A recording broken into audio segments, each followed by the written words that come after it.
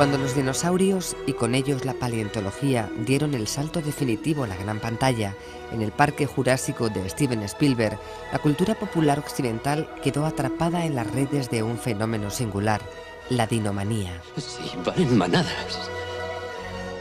Desde entonces, la proyección de las investigaciones paleontológicas en los medios de comunicación de masas ha ido haciendo su propia selección natural, de acuerdo a criterios cada vez más dependientes del éxito de mercado, es decir, de nuestra manía dinosauriana, domesticada y graciosamente convertida en moda. La paleontología en general, pero especialmente los dinosaurios, provocan mucho asombro en todo el mundo. En cualquiera, no solamente en gente con formación, sino en los niños pequeños, en cualquiera, pues son bichos grandes, son bichos muy impactantes y a todos simplemente nos llaman la atención. Entonces, eso hace que ya de por sí los medios los tienen ganados, o sea, es un contenido que interesa de por sí. Y luego pueden dar pie a muchos contenidos de muchos niveles, algunos mucho más profundos, que tienen que ver con nuestro sentido en el mundo, o sea, cómo el hombre, lo que ha ocupado o lo que ocupa dentro de todo el contexto de la vida en el planeta, eso te plantea pues una sensación quizás de humildad, o sea, plantea también cómo ha funcionado, cómo ha evolucionado la vida en su inmensa riqueza, o sea, es una puerta de entrada a toda una serie de cuestiones que podrían tratarse, y de hecho se tratan de forma mucho más profunda, pero ya no en los medios masivos, sino en los medios un poquito más especializados.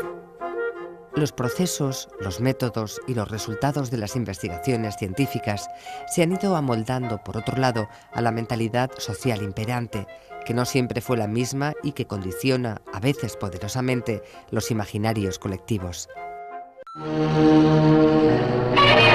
Godzilla.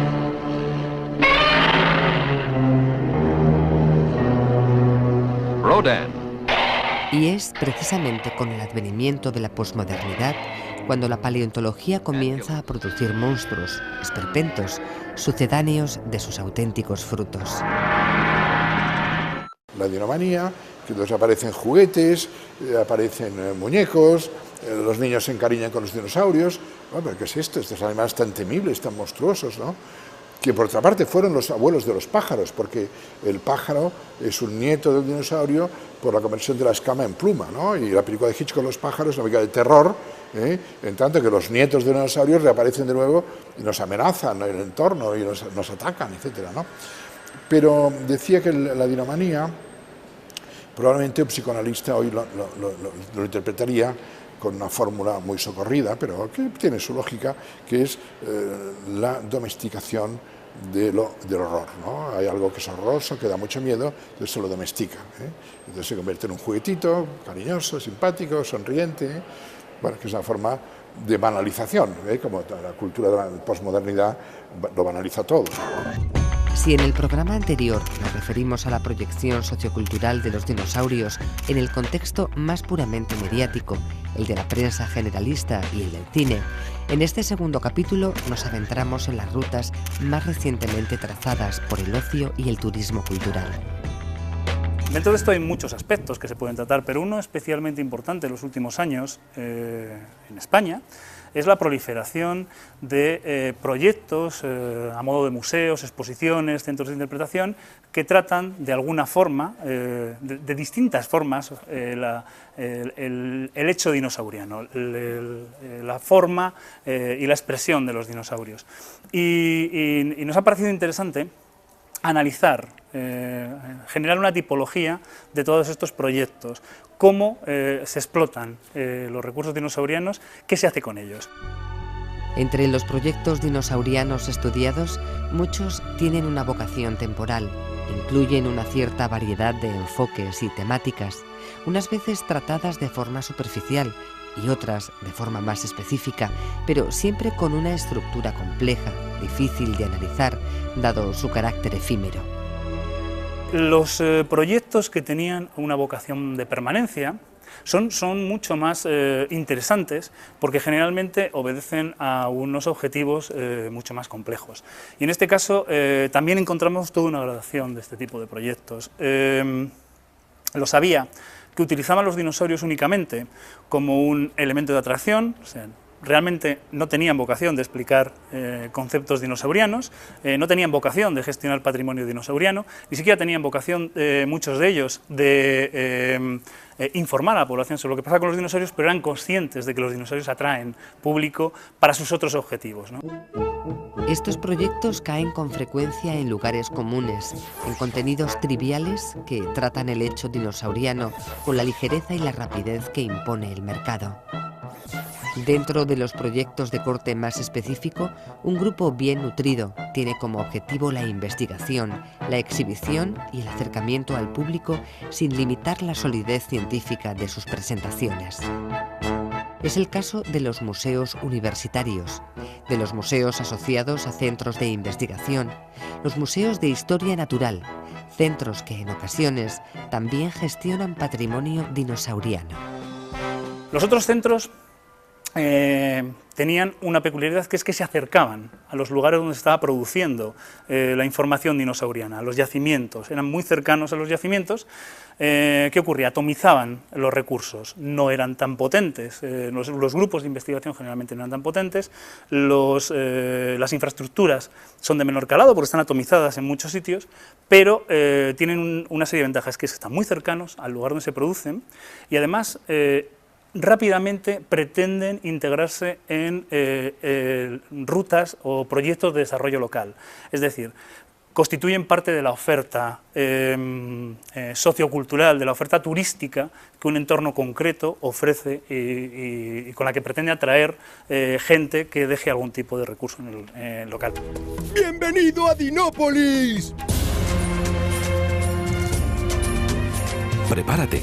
Estás a punto de descubrir un mundo nuevo y sorprendente en el que aprenderás muchas cosas y te divertirás como nunca. Centros expositivos que en los últimos años han experimentado un auge extraordinario, convirtiéndose en los museos de moda. Algunos de ellos han adoptado la forma de yacimientos dinosaurianos musealizados in situ. Hay algunos yacimientos dinosaurianos que son especialmente cómodos de musealizar, sobre todo los yacimientos de huellas. Los yacimientos de huellas están sobre el terreno, son muy difíciles de extraer, son muy difíciles de alterar en la mayor parte de los casos y con una estructura mínima se convierten en visitables. Y son atractivos porque te permiten moverte por el territorio con un objetivo concreto en el que al final tienes una recompensa cultural de alguna forma.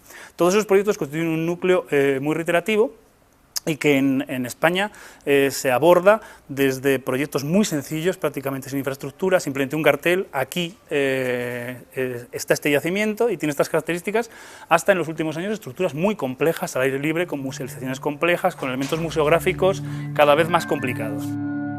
También recientemente, y conforme a esta singular explosión dinomaníaca, los museos locales, adscritos a la administración pública, han logrado aunar la gestión de un patrimonio dinosauriano específico y de una pequeña infraestructura de investigación. Dinópolis, una gran institución que gestiona conceptos dinosaurianos, material dinosauriano, investigación dinosauriana en Teruel y que ha descubierto que ser muy polivalente, ocupar varios de estos nichos de los que veníamos hablando en la clasificación es una ventaja. Y hay otros elementos que parecen que pueden ser importantes, que es dotar a yacimientos que sean especialmente importantes, o sea, hacer explotación de yacimientos in situ con infraestructuras y con estructuras de investigación lo suficientemente potentes.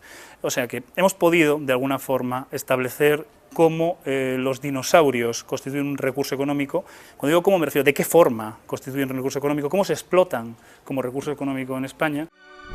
En este mismo contexto, el de la representación sociocultural de los dinosaurios, también el periodismo ha venido sufriendo las delimitaciones y preferencias del mercado de la información, sujeto a la cambiante realidad tecnológica. Internet impone, tiempos de producción de la información, de generación de la información mucho más breves, formatos más cortos, más impactantes. Luego también, por supuesto, mucho más soporte audiovisual. Eso afecta todo a la prensa científica y a los contenidos de tipo científico y, por supuesto, a los dinosaurios. en general eso hace que el factor asombro, digamos, sea mucho más aprovechado, llegue a mucha más gente, y eso puede ser considerado algo muy positivo, pero hay una consecuencia que en mi opinión es un poco negativa, y es que se trabaja mucho menos los aspectos más profundos de los que hablaba antes. O sea, queda menos hueco quizás para la reflexión, o menos hueco para plantear todas esas preguntas que sugiere el tema de paleontología y de dinosaurios. Como en otras vertientes del conocimiento científico, también en el imperio de la producción dinomaníaca masiva, la calidad, el rigor y hasta la coherencia de los productos informativos muchas veces brillan por su ausencia. Un mecanismo de desvirtuación de la realidad investigadora que a través de los medios de comunicación y de los productos de consumo cultural pasa a formar parte de nuestro sesgado conocimiento del mundo. El turismo cultural está provocando que se utilice cualquier recurso que pueda tener consistencia cultural y cualquier recurso que sea bien recibido por la población, que se utilice como oferta. Eso no está mal, de hecho eso está bien, ¿no? El problema es cuando esa oferta se utiliza de forma trivial, se banaliza hasta el punto de que el visitante incluso no se encuentra satisfecho cuando se aproxima. Algo que le ofertan, que le resulta interesante, de repente no tiene la capacidad suficiente como para atraerle, y además ya lo ha visto en otros sitios. Todo lo cual está conduciendo a una saturación de la oferta dinosauriana y a una desvaloración de sus productos. Se suma la característica facilitadora de algunos yacimientos, por ejemplo los de huellas, que con muy pocos recursos pueden construir una oferta turística atractiva y conectada al mismo tiempo con otras posibles riquezas naturales, históricas, gastronómicas del lugar. No podemos recurrir ya a ciertos lugares comunes que están hipersaturados. O sea, hay zonas de la explotación dinosauriana en la que ya prácticamente no cabe. El visitante puede encontrar que está viendo lo mismo que ha visto a muchos kilómetros, con registros de otra edad y con registros de otro tipo. Por lo tanto, tenemos que buscar, y para eso es muy importante conocer qué tipo de ofertas estamos haciendo y cómo es toda esa tipología de ofertas. Tenemos que buscar elementos, nuevos nichos, hablando en términos ecológicos, en los que de forma además adecuada, o sea, no podemos intentar superponer la estrategia al propio recurso. El recurso es lo que es, no vale falsear la situación, pero que de forma adecuada logremos hacer una oferta con nuestro recurso y con una estrategia de comunicación de ese recurso. Obviamente, cuando los recursos ofertados por la inercia dinomaníaca dejan de sorprender, se vuelven superficiales, redundantes y vacíos. Es necesario cambiar las estrategias y, quizá también, la mentalidad desde la que se planifican dichas estrategias. La paleontología, como todas las ciencias que rebuscan en el pasado remoto, tienen que trabajar con muy poquitos datos, entonces tienen que construir todo un armazón hipotético a partir de unos cuantos datos, y eso significa que hay una gran parte que queda para la cocina, entre comillas, o sea, para hipótesis y para... hombre, ellos, por supuesto, si trabajan bien, saben separar muy bien lo que es hipótesis de lo que no lo es, pero yo seguramente, yo he presenciado disputas, digamos, muy animadas entre paleontólogos, arqueólogos. Es muy divertido verlas porque son gente muy buena.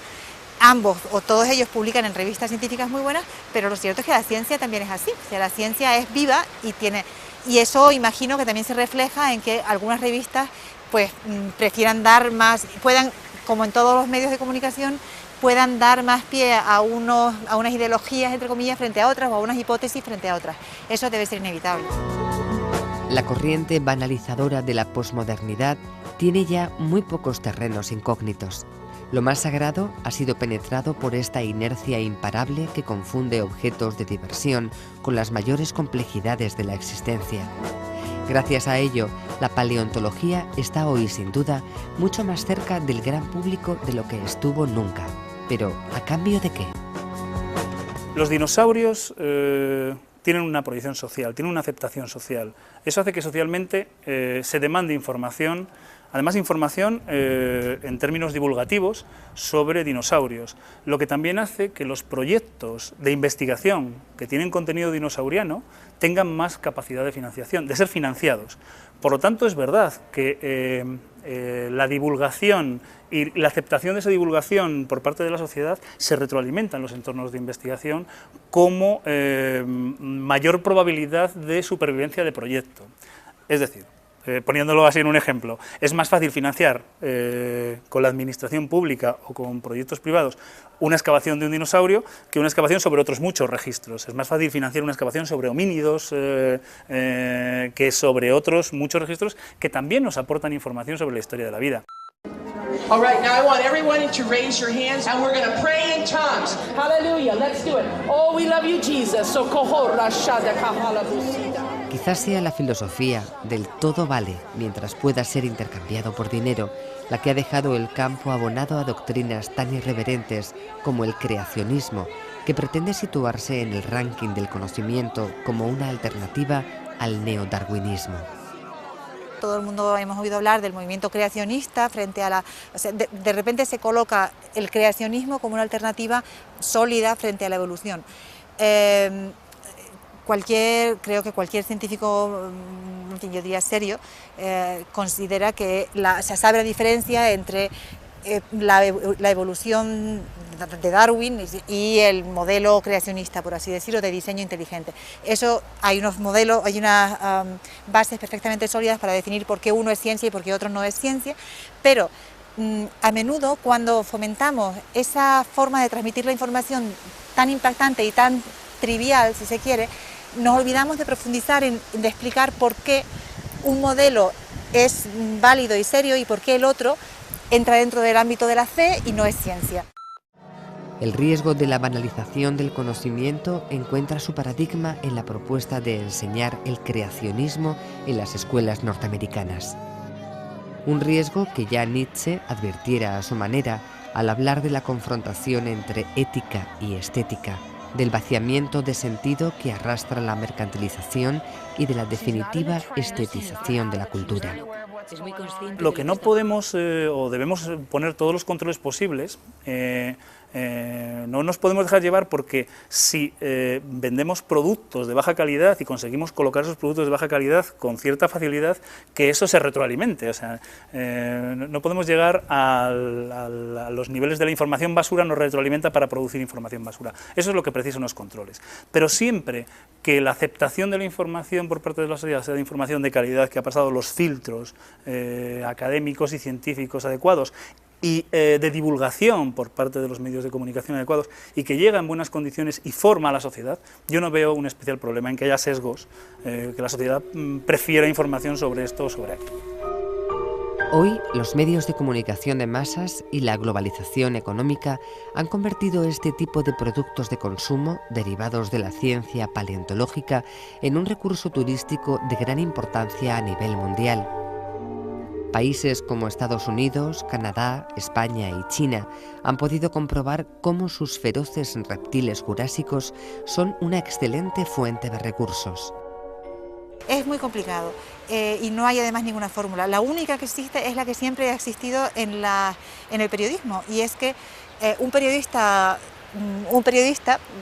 bueno, normal, o sea, un periodista como Dios manda, pues generalmente sabe y debe contrastar sus fuentes, debe documentarse bien, debe no dejarse llevar por un científico incluso que quiera sobrevender su resultado, no debe dejarse llevar por opiniones así, debería hacer su trabajo bien. Lo que ocurre es que, de nuevo, estos ritmos tan rápidos y tan acelerados de producción de la información pues evitan o dificultan que ese trabajo se haga bien hecho.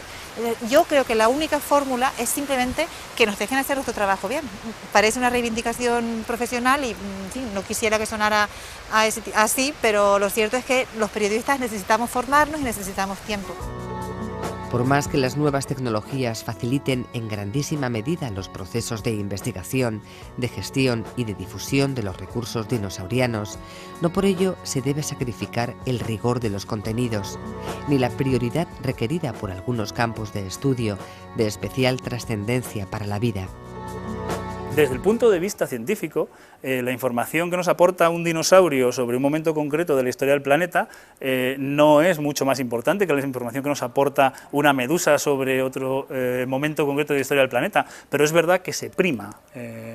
Eso puede ser positivo, digamos, para conocer cosas concretas, y puede ser negativo porque prima eso respecto a otras.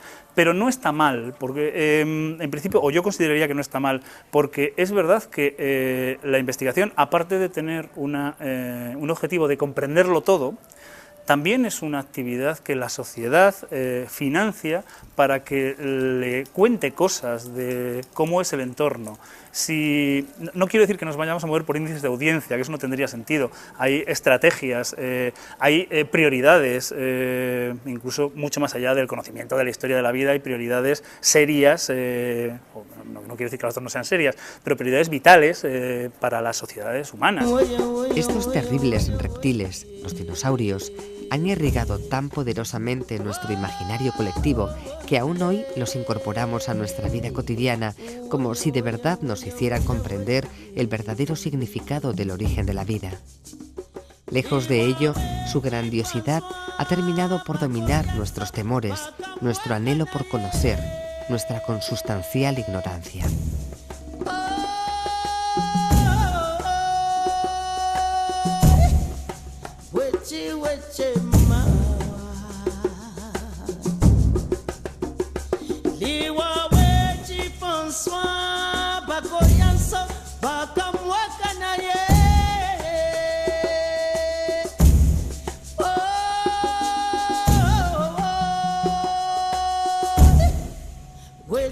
Wechi